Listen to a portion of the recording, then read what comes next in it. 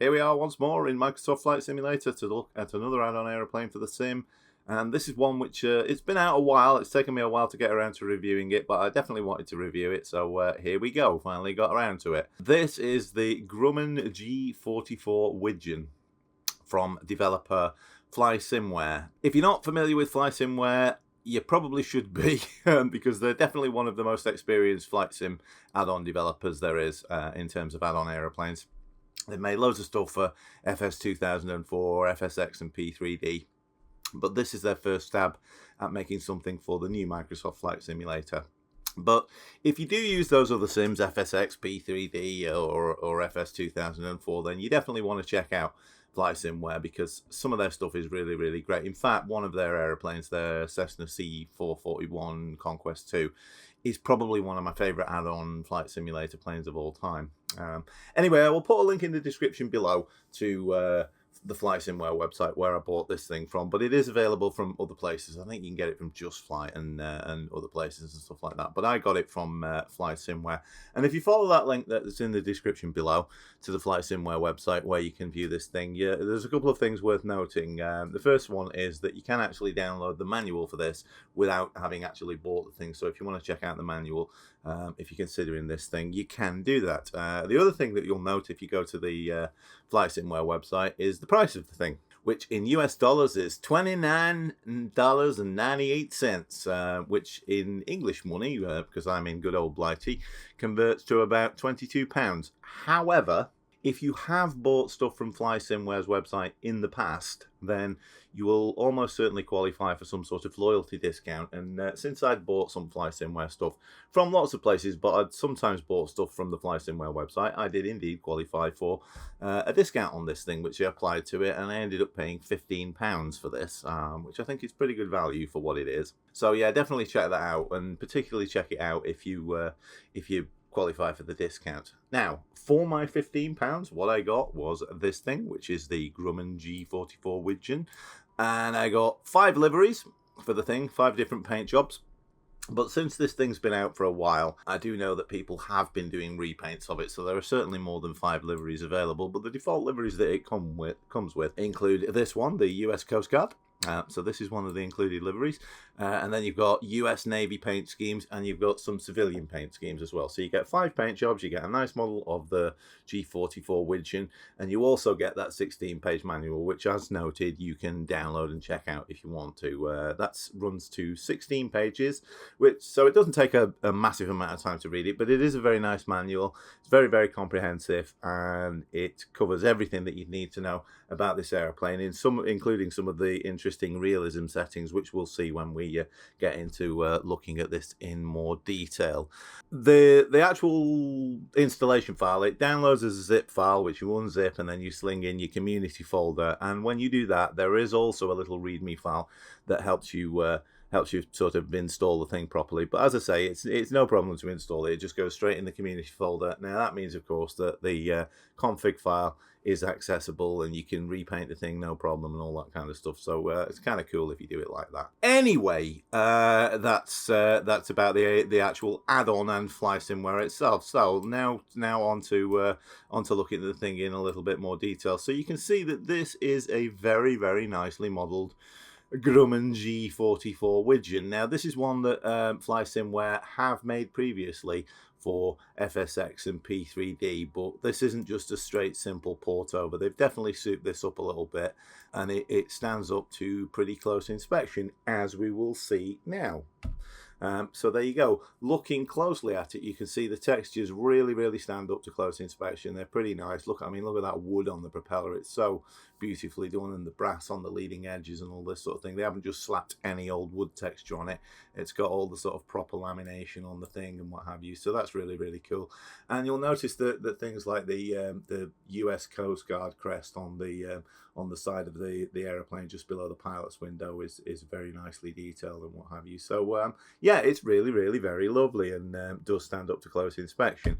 Now, if we zoom back out, you'll also see that there are some whistles and bells on this, which you do get with some add-on aeroplanes. Notably in this case, what we've got tie-down weights for the wingtips.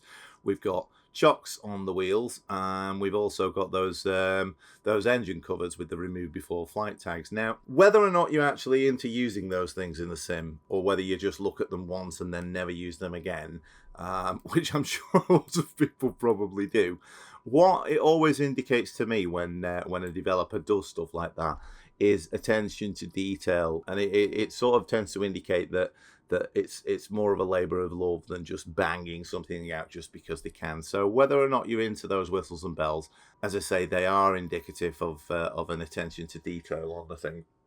Anyway, let's have a look inside the thing. So here we are inside it, and you can see that it's very, very nicely modeled and quite well textured. Now, if I'm honest, I will say that FlySimWare, as well respected as they are in terms of system simulation and what have you, from things like that Cessna C441 Conquest and their Learjet, which is another one that's definitely worth looking at if you fly FSX and P3D, and I'm hoping that those things will eventually make it into MSFS as well. I think most people would say that that system simulation is FlySimWare's strong point, and texturing is not their major strong point. It's not terrible, their texturing, but it's they don't rival things like Chronometer, which obviously texturing is their strong point. And even the default airplanes in Microsoft Flight Simulator are really, really nicely textured, and I don't think this is quite at that level. However, zooming in on the instruments, you can see they are certainly adequate enough,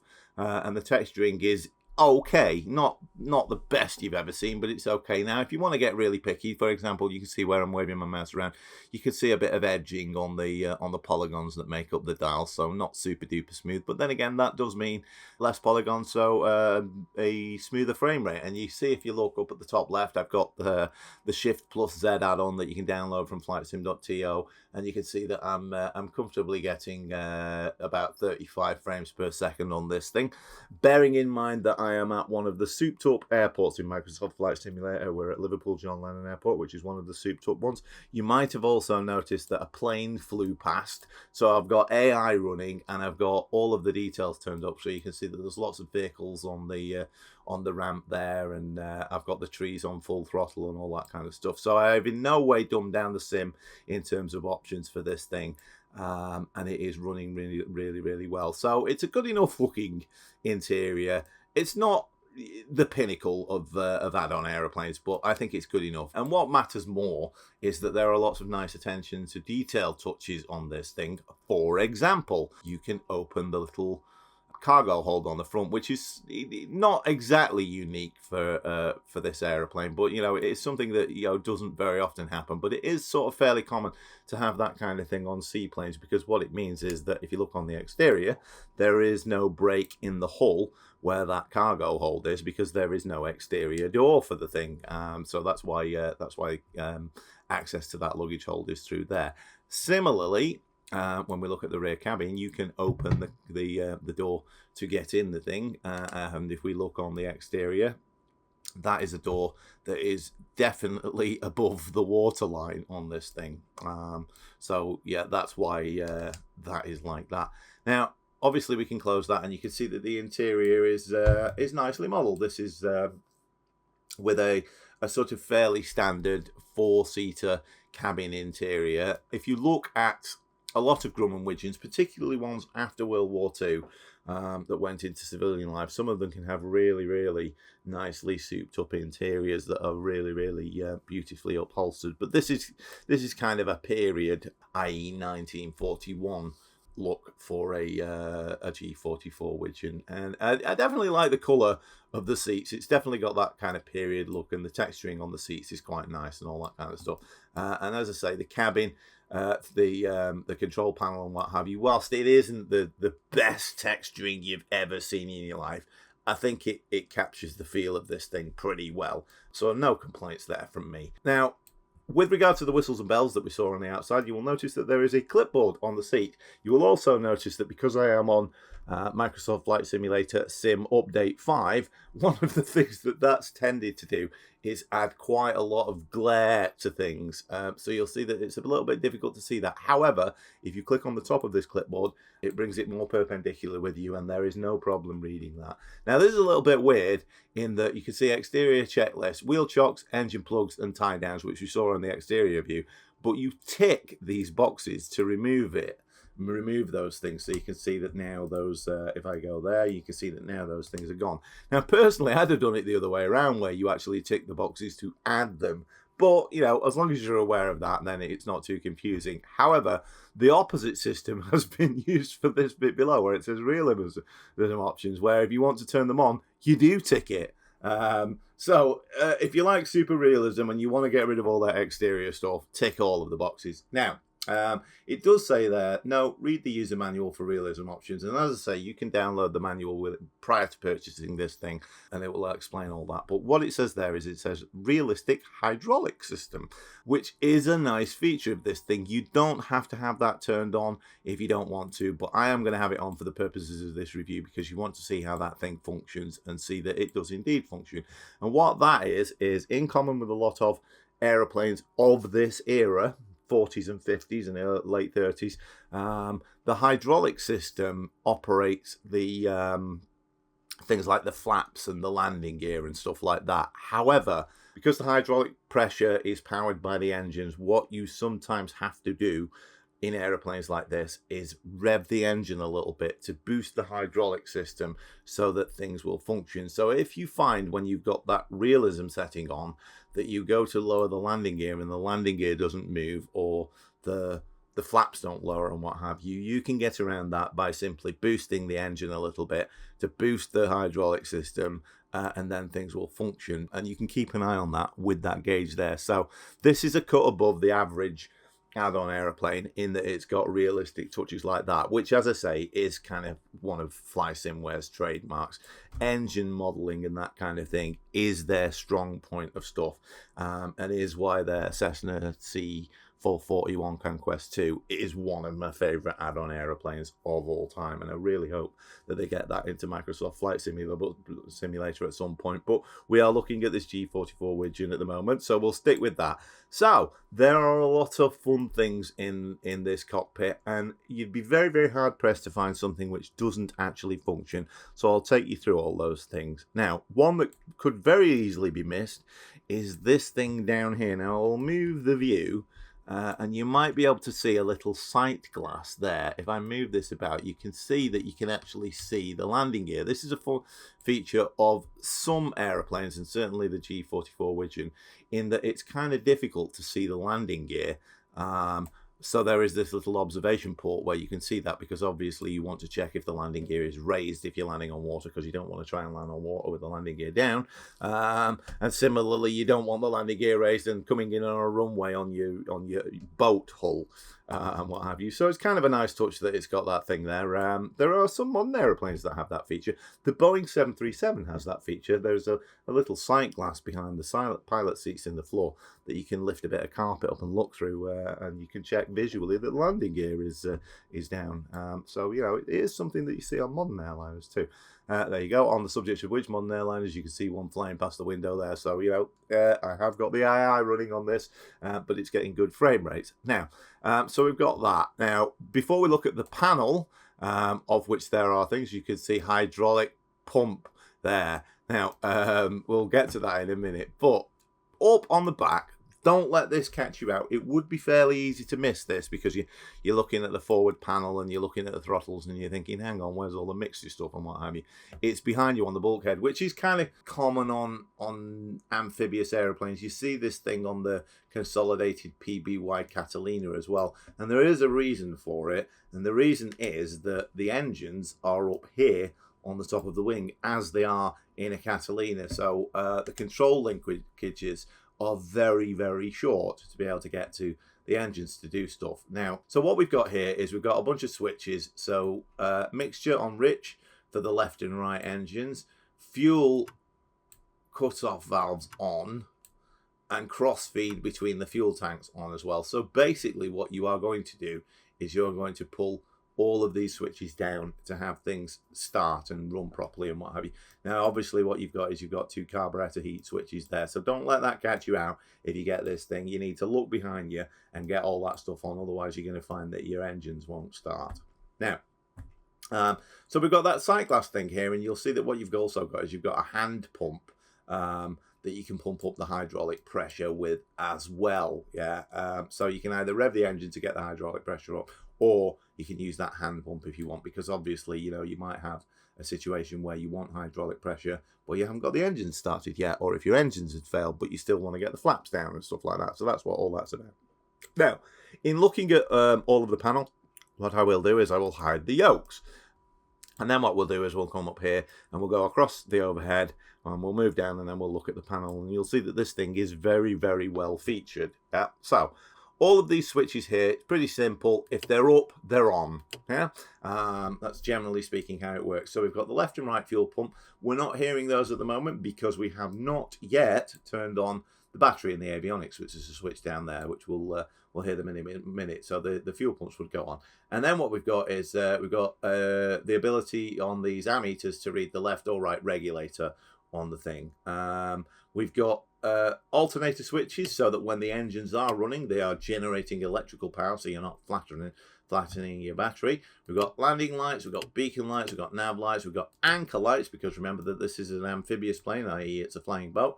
We've got cabin lights, we've got taxi lights, we can turn on the pitot heat. And this one here, I'm not going to keep this one on, but I will switch it on so that you can hear it. This is the vent fan. Pretty noisy, so I'm not going to keep that on. But, because otherwise I'd be talking over a very loud noise. But, you will notice that the sound of it is really cool. It's got like a little squeak on it, as well as though it needs a drop of oil. Listen to this. You hear that? I'm sure that'd probably get irritating, but you know, it is a nice attention to detail touch there. And as I say, that's kind of what you can expect from FlySimWare. Now, there are circuit breaker switches on here, but those don't function. I can't say that breaks my heart. You know, you're not really going to want to operate circuit breakers too much. It's usually engineers that do that rather than pilots and stuff like that. As I had the other day when I was starting up an Aer Lingus A320, and it had a fault on one of the switches. I had a BA engineer come over and help out with getting the thing running. So we've got panel lights here with little sort of rheostat switches, so you can turn that up, and then we've got starter switches there. Now, because I've turned all the lights on, what I will do when I've got the thing powered up is I will show you what this thing looks like in the dark with all the lights on, because you can fly this thing at night if you want to. So, but before we get to that, tail wheel, you can lock the tail wheel. Obviously, you don't want it locked when you are taxiing, but you can unlock it. You can lock it when you're lined up on the runway, and it'll help keep you straight for your takeoff. We've got elevator trim on there, so you can do nose up trim, and you'll notice that that is linked to the mechanical indicator there for the trim, so it would be linked to the cables that go back to the elevator. We've got landing gear. Now, this is where that hydraulic realism starts becoming important. Yeah, but you will notice that what you've got is you've got a lever for up and down, but you've also got these things where you can lock the gear down or lock the gear up. The reason that you have a lock on the landing gear is that the landing gear, when you look on the G44 Widgeon and other aeroplanes like it, effectively seals that hole there and what have you. So what you don't want is you don't want to raise the landing gear, and then if it isn't locked up, the weight of the wheels is sort of dropping them under gravity so that they come down, and you've raised the landing gear, and then half an hour later you come in for a landing on the water, and you remember that you did raise the landing gear but you didn't check it, which is what that visual thing's about there. There are some old aeroplanes that don't have up locks on them, notably the DC-3. A lot of DC-3s, some of them have been modified, but a lot of DC-3s don't have up locks on the wheel. So if you fly a DC-3 for a long time, the weight of the wheels can slowly lower them and what have you, so you'd have to sort of cycle the gear again. But this thing functions off hydraulic pressure, so it is conceivable that you could either raise the landing gear or lower the landing gear, and if you didn't have enough hydraulic pressure, the gear wouldn't come up or wouldn't come down, in which case you would either have to rev the engines a bit to give yourself some hydraulic pressure, or furiously pump on this lever here to raise the hydraulic pressure. Now, we've got magnetos. Now, obviously what you need to do is you need to get these on the right settings. So you can see there, magneto right, magneto left. So I've got that on magneto left, but I could have it on both if I wanted to. But I'm going to have that, because it's the left one, I'm going to have that on the left. And then we've got magneto 2 is on the right. Yeah, so notice that these aren't necessarily that symmetrical. You could pull this thing to cut both of them if you need to cut the engines quickly. Moving the view over a little bit, we can see the flaps indicator. Now, the flaps indicator is like the real thing. You push the lever and you hold it in position, and the flaps lower, but they don't lower it through notches. So you don't, like on modern airliners, you don't go, I want 1 degree of flaps, I want 5 degree of flaps, I want 10 degree of flaps, and what have you. This thing is just a motor that will lower the flaps, and you've got an indicator. So effectively, you've got infinite positions that you can have the flaps at, down to about 40 degrees. But this again has a lock on it, and again it is dependent on the hydraulic system in order to operate. We'll see that when we fly the thing around. We've got a rudder trim on the thing, so you've got nose left and nose right there on the rudder trim, and you've got a visual indicator for the thing, which is like the real thing. We've got a whiskey compass up top there, and you can see that we are pointing directly east towards my house, which is just south of Manchester. And you've got throttle levers up there. The throttle levers are... It's quite common on amphibious aeroplanes to see the throttle levers up there, again for the same reason that the mixture controls are on the back. It's an easy linkage. Oh, look, there's another plane flying past. It's an easy linkage to the engines to have the throttles up there, and it looks kind of cool as well, I have to say. Now, so moving down to the main panel. So you've got a manifold pressure gauge, and you've got an RPM gauge. Now, note that it looks like there's only one needle on these things, but note that the needle says L on both of those, which is a bit of a clue as to the fact that there are actually 2 needles, one on top of the other, a bit like a watch has one needle on top of the other. So there is actually an R needle behind that one and behind that one. So these are combination gauges for the manifold pressure on the left and the right engine, and the RPM on the left and the right engine. However, we do get individual gauges for the temperatures and oil and fuel and what have you for the left and the right engine, because obviously a combination for the gauge for that would be massively complicated. We've got an outside air temperature gauge, which is reading real world weather at the moment, so it's sort of t-shirt weather outside in the UK at the moment. We've got a modern avionics suite here, which means that you can fly this thing happily IFR, and you can follow the magenta line and all that kind of stuff if you want to, because we've got a full avionics suite here with a GPS. We've got all of the audio stuff if you want to do ADF and stuff like that. We've got nav radios and comm radios, and we've got a transponder, and we've got this Garmin down here. So you've got a pretty decent suite of avionics, and you notice that you've also got an autopilot there. So if you are a child of the magenta line and you want to follow flight plans, you definitely can do that in this thing. We've got carburetor temperature for the left and right engines, and we've got fuel gauges for the left and right tanks. Note that they are accurately depicted in that they are not linear, i.e. halfway across the gauge does not indicate half fuel. It's there when it indicates half fuel. So I've got 50% fuel in the left and right tanks on this thing. I'll move the view back to sort of kind of like the pilot position a little bit, and then we'll zoom in again, and you can see that what we've got is we've got a digital chronometer there. If you want to do time navigation, we've got a fairly basic 6-pack panel there, along with navigation stuff for your navigation systems there and there. So airspeed indicator, artificial horizon, altimeter, which is reading correctly because we're at Liverpool John Lennon Airport, which is a little bit above sea level with it being a coastal airport. We've got a vertical speed indicator, a turn and slip indicator, and as I say, we've got the 2 nav gauges there for radio navigation and course selection and all that kind of stuff for the autopilot. Landing gear indicator, but a little bit different from normal landing gear indicators in that it will give you a blue light if you're okay to land on water and a green light if you are okay to land on land. Yeah, so a little bit different from an average gear indicator light.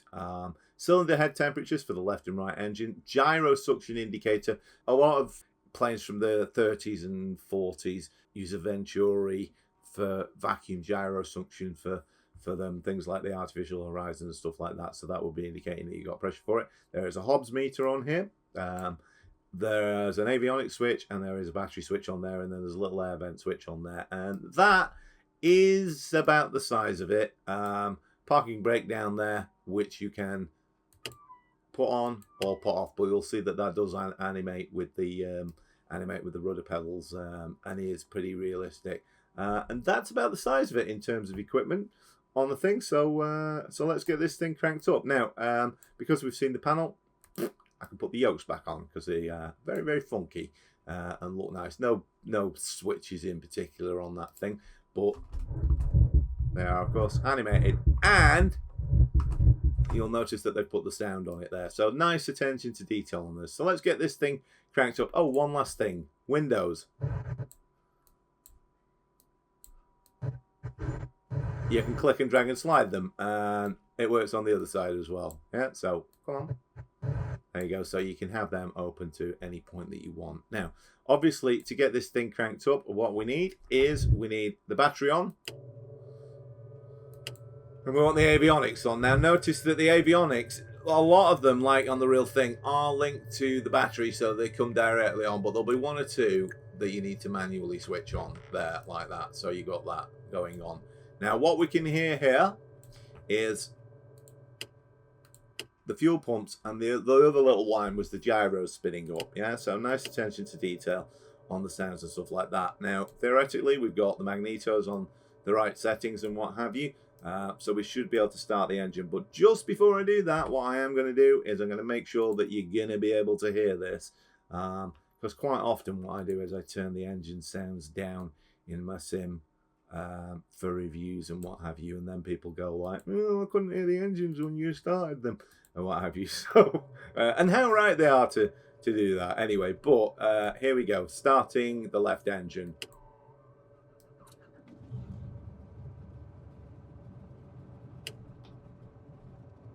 So pretty good, yeah. And we'll start the right engine, and what we'll do is we'll go on the external view for that one.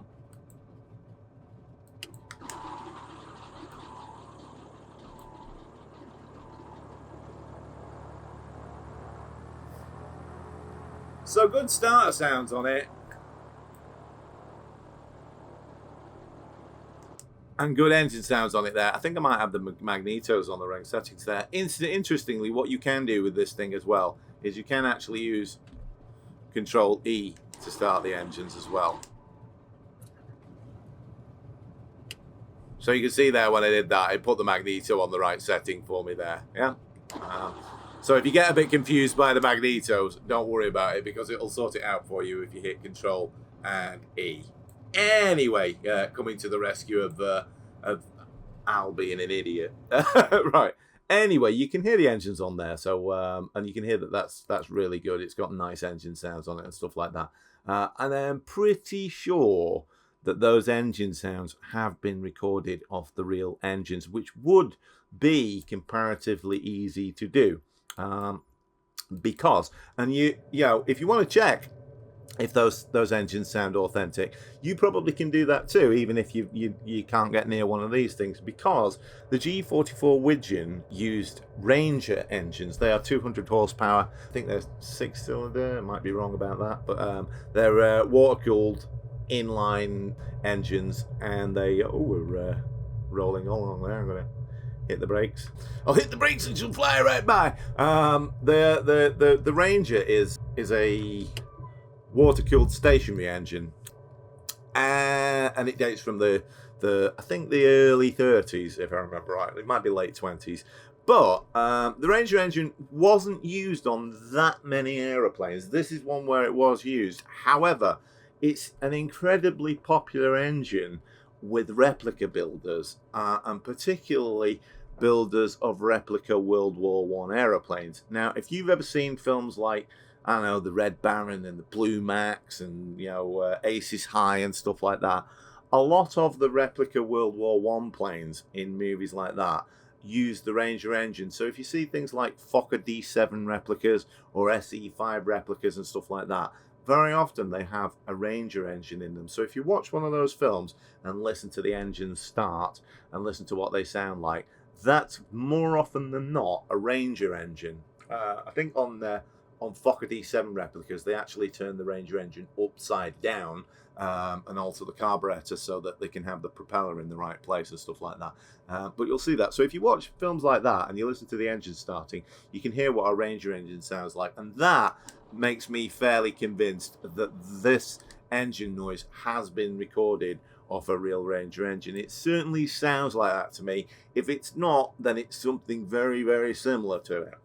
So the sounds in the cockpit, all that squeaks and rattles and stuff like that, and the engine sounds on this are really pretty good. Now, of course, what we can do is we can turn the fuel pumps off so that I'm not not being talked over by that. Now, we probably want some flaps for takeoff on this thing, because we're going to go and take off in a minute, and this will allow me to demonstrate that hydraulic thing, because at the moment the flaps incidentally are on the inboard section there and what have you. So hopefully what I will be able to demonstrate is that you need hydraulic pressure in order for the flaps to work. So you see that the hydraulic pressure dropped, and I've not got any hydraulic pressure. But what I am going to do is I'm going to hold the stick back and I'm going to give it some revs on the engine, and you'll see the hydraulic system pressure comes up again, and I'm going to keep it revved like that. And then what I'm going to do is I'm going to give myself 10 degrees of flaps like that. So what that tells you is that you've got a realistic hydraulic system. But of course what you've got there is a hydraulic hand pump there and what have you, and it's indicating that one of them's in transition. But you saw there that I could have put 4 degrees of flaps on, 5 degrees of flaps, whatever, and all that kind of stuff on there. So this is really, really nice. And the landing gear is no different from that. You know, like if you press the G key after you've taken off to go and raise your landing gear and it doesn't come up, give the engines a bit of jip and then hit that G key again, and you'll probably get them to come up. Or if not, furiously pull that lever and make sure that the locks are off. So that's pretty cool. Now, as you can see, avionics pretty good. Garmin stuff, you know, if you put a default flight plan in or load a flight plan, it'll have a magenta line, and then you can follow it because you've got heading, nav, approach mode, altitude hold, and that there. And that, incidentally, I have checked it. If you have an exterior hardware Logitech or Satec Autopilot panel, then this does actually work with those. And I will demonstrate that. Notice that my mouse is nowhere near that Autopilot on-off button, but I'm going to press it on my hardware, and you can see the green light comes on, and I've just pressed it again. Yeah, so your hardware does work on this kind of thing, and, you know, adds to a bit of the fun. Yeah, well, obviously you can use keyboard shortcuts if you haven't got one of those things, or you can press these things if you want to. But, you know, if you've got all that hardware stuff, then you can certainly use it to do that. Now then, I'm just going to make sure that we're ready to taxi. So the tail wheel is unlocked, and we've got ever so slightly a bit of nose up trim. We've got our flaps in the right position for takeoff. Even though, you know, if I was in the RAF, they'd be swearing at me for taxiing with the flaps down. It's a big no-no. It's like, no, you put them down at the hold point and all that kind of stuff. But there you go. And the landing gear is down, and I could, if I wanted to, I could lock the landing gear down if I wanted to. But we'll trust the system for the minute. But just before we get rolling, you want to see what this thing looks like at night, as promised. So here we go. I will put it on nighttime there, and I'll get that thing out of the way, and you can see that what we've got is we've got fairly atmospheric cabin lighting, which we can of course play around with if we want to, so we can get this thing darker or lighter. So if you want one of those sort of very intimate looks on the cockpit, you can do that. And then if we look on the exterior, you've got a lot of lighting going on there. Now, if I'm honest, yeah, one of the things that I'm not massively keen on is weedy nav lights on the wingtip, and I do think they're a bit on the weedy side. Yeah, I mean, nav lights are a little bit brighter than that in my experience. The anti-collision beacon's blinking away there, but you'll notice that the nav lights are a little bit on the weedy side. If I had a criticism of it, it would be that, but, you know, I guess I can live with it. Anyway, we'll put that back on daylight, and then let's be realistic, shall we? So we don't want the cabin lights on, and we don't want the anchor lights on, and everything else we probably do want on for taxiing this thing out. Now I will stick my feet on my rudder pedals for this, and we will taxi this thing out. So I want to release the parking brake, and I want to give it a little bit of throttle.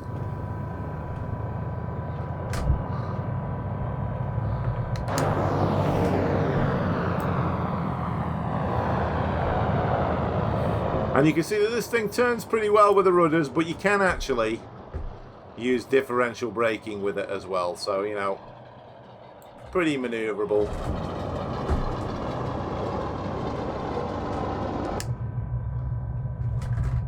So, you're not going to have any problems maneuvering this thing.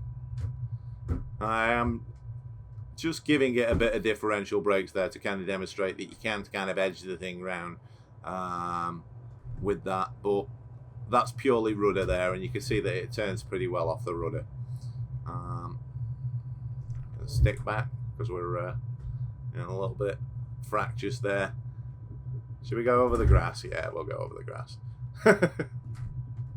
It can take it. Yeah, it was just my rubbish taxiing one with the first time, eh? So there we are. Now at this point I could, when I'm lined up, I could lock the taxi, the tail wheel, but I'm not going to worry about that. I'm just going to give it full throttle and what have you, because this thing, it does pull a little bit on takeoff. You can see it's pulling to the right. Oh, that was a shadow of a plane going over the runway there. Did you see that? But you know, you don't need a lot of rudder to keep this thing tracking straight. Notice nice sort of sounds from the wheels. Trundling along the runway, and lots of sort of rattles and shakes and stuff like that. I'm just applying a little bit of elevator trim there to get that flying level, and then what we're going to do is we'll go on the exterior view. Now I just hit the G key for the gear and the gear didn't come up. Yeah? So what I'm going to do is I'm going to go to the lever.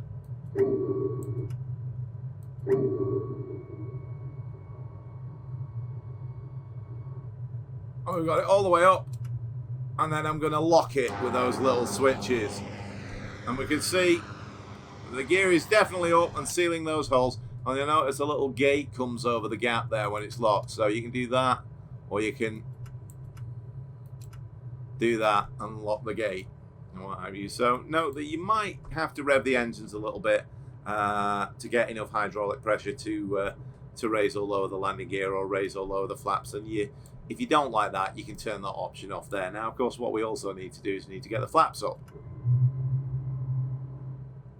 And notice we do get a pitch change when we get the flaps up. I'm going to throttle back a little bit here, and we'll have a bit of a fly around, and we'll talk about the real aeroplane. Because obviously, you know, I tend to do that on my reviews. So, you know, if you're only interested in the sim and you know about the real plane, you don't have to listen to the history of the aeroplane. But if you're interested in that, here we go. Okay, right. So in 1937, Grumman built an amphibious aeroplane that was a little bit bigger than this Grumman G44 Widgeon, and that was the Grumman G21 Goose.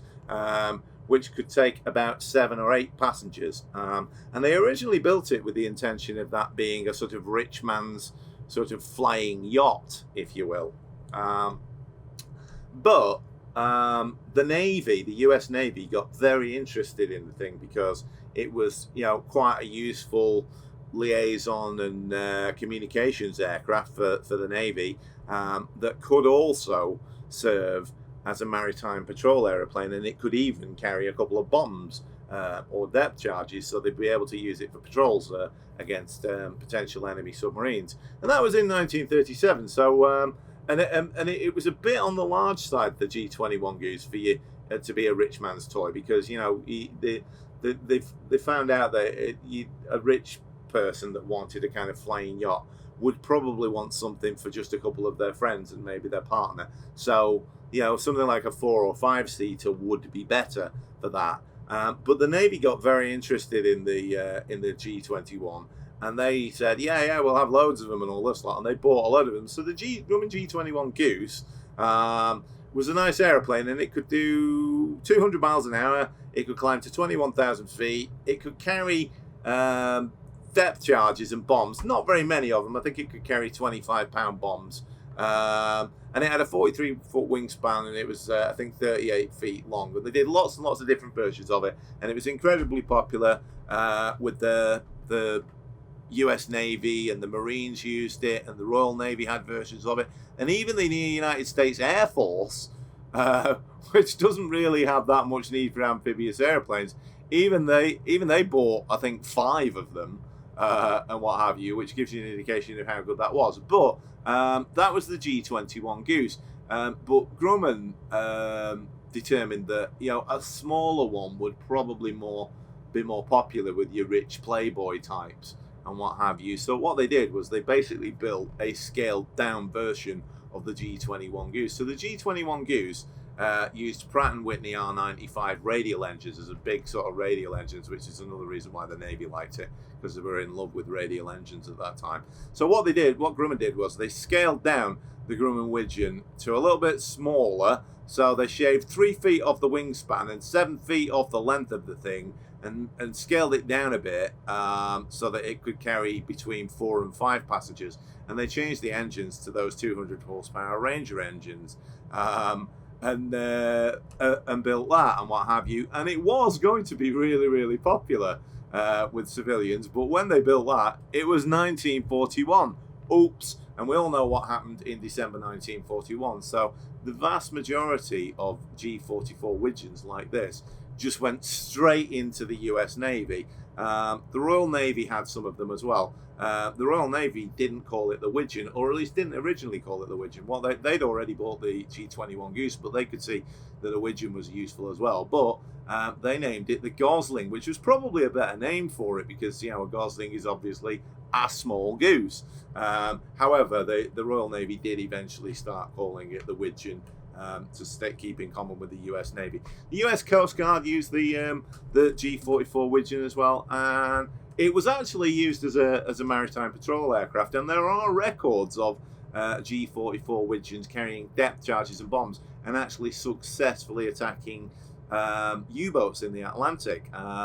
Now, it's obviously, historically, it's difficult to confirm if you've sunk a U-boat, because it might dive or it might sink, or you might damage something and it might sink hours later, or you might damage it a lot and then it subsequently gets depth charge, and that's kind of like the final killing blow, but you never knew that when you dropped depth charges on it, you'd contributed to a lot of that damage. So there are, you know, sort of contesting reports about whether these things actually genuinely did sink stuff, but that is definitely nothing to take away from the pilots who made those attacks, because if they didn't sink them, they did cause enough damage to them that they were subsequently sunk and what have you. So it's pretty impressive that a plane this small could carry some depth charges and sink some submarines. However, having been on a submarine that was raised, that was sunk in World War II in the Skagerrak, I went on board the thing and I saw what a depth charge had done to that thing, and believe me,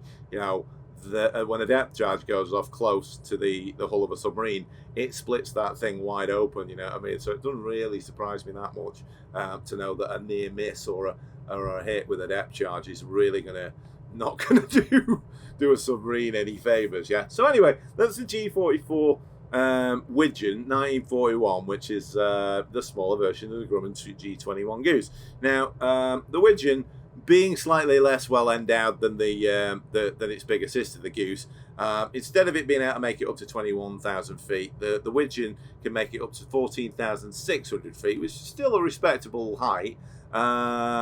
And instead of being able to do 200 miles an hour, it can do about 150 miles an hour. Yeah. So, you know, it's not as fast as the Goose, but, you know, it's still very, very usable and what have you. Now, the reason I'm mentioning this is you probably know that there is a freeware Grumman Goose available for Microsoft Flight Simulator. It was developed by a few people. It's an update of the default FSX G21 Goose, which a few freeware developers got in touch with Microsoft and Asobo and said, would you mind if we did this? Have we got permission to do it? And they did that. They tweaked it up. and it's available for FSX. It's a free download and what have you. One of the developers of that is one half of developer Big Radials, who I've reviewed a couple of their products on my Chocks Hanger channel, which is their P40B and their Newport 17. So a First World War fighter and a Second World War fighter, and very good they are too. And if you know how good those are, if you've seen those reviews, I would recommend checking out that freeware G21 Goose. Yeah, do a search on Google and what have you, and you'll find a link to it. There are links to it from the main Microsoft Flight Simulator forum website as well, so it won't be too hard for you to find that. But the reason I'm mentioning that is, you might be thinking, well, hang on, if there is a freebie G21 Goose out there, and that is a slightly more capable aeroplane than the G44 Widgeon, then why would I pay $29 or 15 quid or whatever for this thing when I can get a free aeroplane? And well, I'll tell you why. It's great to have both of them. Yeah, because this thing has some nice realistic hydraulic systems on it and modern avionics, and the G21 is nice fun to fly around and what have you, but it is, despite appearances, a very, very different flying experience. So so I would recommend that you get both of them, and I wouldn't be put off by the fact that there is a free G21. I wouldn't let that put you off getting this G44 Widgeon, because it is very nice, and I'm sure you can tell that from having me seeing me fly this thing around. Yeah, it's got lots of really, really nice features. It's beautifully modelled. It sounds great, and it looks good in the air. And if that isn't enough of a reason for you, both the G21 Goose and the G44 Widgeon have been sort of immortalised in film quite a lot and what have you. I think. Is it Arnold Schwarzenegger Commando? Is that the one where he gets into a G21 Goose at the end with his girl and his daughter Jenny? But even more famous than that, the G44 Widgeon. If I say this, you'll know exactly what I'm talking about. Well, you will if you watch the TV show. Zipplane, Zipplane! You remember that one? Fantasy Island? Made in the late 70s and early 80s. It starred Ricardo Montalban, who played Khan in The Wrath of Khan, as the mysterious Mr. Roke, who may or may not have meant to be God in the show, or an angel or something like that. And his little sidekick Tattoo, played by Hervé Viches, who also played Nick Nack in The Man with the Golden Gun. Weird show. But at the start of each show, he would run up a bell tower and ring a bell, and he'd yell, the plane, boss! And the plane that he was referring to was a G44 Widgeon, which would land at the start of every episode, and you'd see the guests on Fantasy Island getting out of it and what have you, and that was a G44 Widgeon. However, if you do watch that show, if you kind of have a look at it and what have you, you will see something a little bit different with that G44 Widgeon, and that's slightly different to this thing. Yeah, the registration of that one in Fantasy Island is November 4453, and that plane still exists, but it was modified to use Pratt & Whitney R95 radial engines like the G21. So it is, lots of people think, it's a G21 Goose. It's not. It's a G44 Widgeon, but they took the Ranger engines off it and they put Pratt & Whitney radials on it as well. So yeah, certainly one of the most famous sort of TV planes is the G44 Widgeon. And if you want to play a bit doing Fantasy Island and stuff like that, it obviously is the plane to have. So anyway, let's bring this thing in for a landing, and instead of bringing it in for a landing on the land, what we'll do is we'll bring it in for a landing on the water. So what I'm going to do is I'm going to get some flaps down. So what we'll do is we'll move across a little bit and we'll get some flaps. And we'll get a lot of them. Now you'll notice that is changing the pitch trim a little bit, but that's more to do with me having throttled back a little bit. So even though I'm throttled back, you'll see that, if you've built up enough hydraulic pressure, you can do that. Now, of course, what I want the landing gear up and locked. So now I'm getting a blue light on there. Can you see that? Which is indicating that I'm safe to land on water and I'm in the right configuration. Now, a difference between the G44 Widgeon and the G21 Goose is that the G21 Goose has retractable wing floats on it. The G44 Widgeon doesn't. Those floats are fixed on the Widgeon. You can probably tell that from the bracing wires on the thing. However, you may possibly see some Grumman G44 Widgeons flying about now, because there are still a lot of them flying around. You might see some that have got retractable wing floats on them. That is not FlySimWare getting it wrong. The G44 Widgeon originally did not have retractable floats. However, a company in France called the Société de Construction Aéronavale, otherwise known as SCAN, constructed the G44 Widgeon after World War II, and they did lots of souped up versions of it, including a Super Widgeon that had 270 horsepower Avco engines on it, and one of the options that they offered was retractable floats. So if you see a G44 with different engines or what have you and retractable floats, you know, it will quite possibly be one of those French SCAN ones, or a souped up original that some companies tweaked up, because there were some companies after World War II when these things started being discharged from Navy use that started souping these things up. So they were incredibly popular. Both the Widgeon and the Goose, they were incredibly popular in civilian use, and they'd get used around sort of like Florida Keys and the Caribbean and stuff like that and what have you.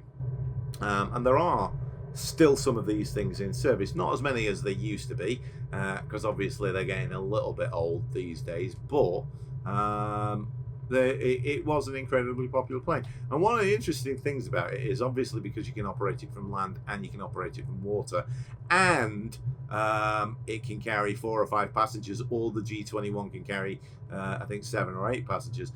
Both those aeroplanes are actually pretty useful for things like air hauler and on air and stuff like that. So you'll definitely get some use out of these things, whether you want to operate them from land or whether you want to operate them from the sea. There we are on the water, like that. Now, unfortunately, Microsoft Flight Simulator, the water physics are not brilliant. They're actually a bit better in P3D.